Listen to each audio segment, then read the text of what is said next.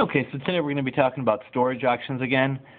We got a email from one of our readers at www.freestorageauctionlist.com, and he was asking us, he said, do you have any suggestions on how to go about purchasing storage lockers without a place to put the items I purchase?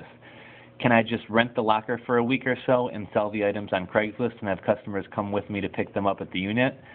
I really don't know the rules with storage auctions if I have to actually take the items to even sell them if I purchase a storage plan until I successfully sell or clean out the locker. Any advice that you have to offer will be greatly appreciated. Would love to start doing this as a hobby, but not sure if it's realistically possible without a storefront or place to keep the items I buy. And that's a good question. Also, I'd just like to summarize. I guess that was kind of long paragraph there, but basically this guy's asking, he doesn't have a warehouse, he doesn't have a storefront or someplace to sell the items. Either I don't know if he doesn't want to or doesn't have the room at his home to bring the stuff home. But this is a pretty common question I get asked by a lot of people, and I guess we got a couple solutions for you. A lot of people are really against bringing the stuff back to their house. I guess A, it creates a lot of clutter. B, if you're buying a lot of units and a pretty active buyer, the stuff's going to start stacking up a lot quicker than you can sell it. And I guess the last thing, and this would be my biggest concern, is just you keep hearing, and I know it's kind of died down, but for a while we kept hearing about bed bugs and things like that with the units. You got roaches, mice, rats, whatever else that could possibly be living in a unit. Who knows what the people kept in the unit? Who knows if they had good hygiene, how clean they were? So what a lot of people's solution to this is, if you do want to use your home as a storage spot for your storage merchandise. Personally, I'd recommend using like a garage, so at least you can keep some separation and not have the stuff like in your spare bedroom. But a lot of people will buy a couple of those bug bombs. They're relatively cheap. You can pick them up for a few bucks at the hardware store. A lot of people will pop off those bug bombs, and basically you pop them. They spray out in the unit for a few minutes.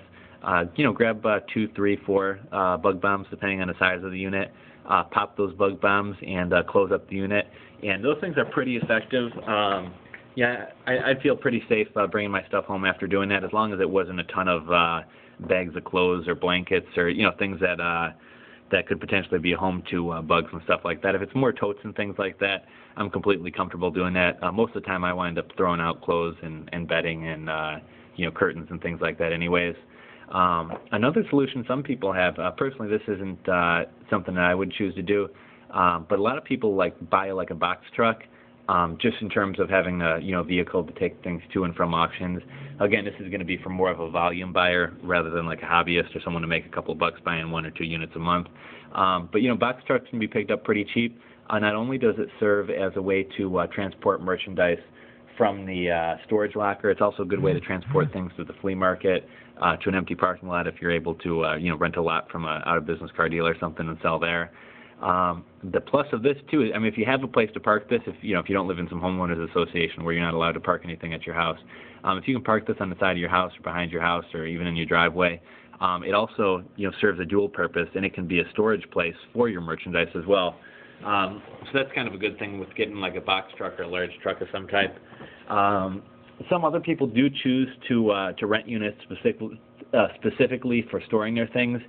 Keep in mind, renting storage lockers aren't cheap, though. I think even a relatively small unit's going to be in the high $30 range. If you're talking about any significant size unit to store like multiple auction lots you buy, you're probably looking at upwards of $70 to $100 a month, if not more. So you really got to be making some decent money and doing some volume business to make that worthwhile. With the one thing that a lot of units will do, especially more so, I really don't see any reason to go driving an hour away from my home. I got more than enough storage facilities and more than enough auctions within, say, a 20-minute radius. So I really don't venture too far. And because of that, I get to know most of the storage facility managers and things like that pretty well. And because of that, they'll often, I'm kind of cool with them now.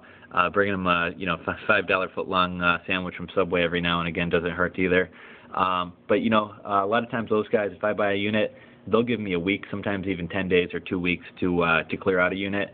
And normally, that's a pretty quick time. If you buy a big unit, that's a pretty quick turnaround time to sell all that merchandise and clear it out. So I don't know if that's necessarily a long-term solution, but if someone will give me 10 days or 2 weeks to clear out a unit, If it's a lot of larger things and easy to sell things like furniture or TVs, things like that, it's pretty easy and kind of convenient to put ads up on Craigslist advertising your stuff. Have the people meet you directly at the storage unit. That way, if you have an issue with strangers coming to your home or anything like that, that kind of solves that. You don't really have to transport the stuff from the locker to your home because you're selling the stuff directly out the locker. So if you got a locker with tons of totes and little knickknacks and things like that, that's probably not going to be an effective solution. But if you get a locker where it's all, kitchen table, bedroom furniture set, things like that, it will be pretty easy to advertise that stuff on Craigslist as long as you keep your prices reasonable and flip that stuff within a week or two and never have to pay for storage. Personally, I got a buddy who has a little warehouse space and some back roads, and he lets me store most of my stuff there. Anything that's like wood or TVs, electronics, things like that, I just bring right back to my house and keep them in the garage. Pictures, art, things like that. Anything where I know like bugs aren't living in it, I'll just bring back to my home.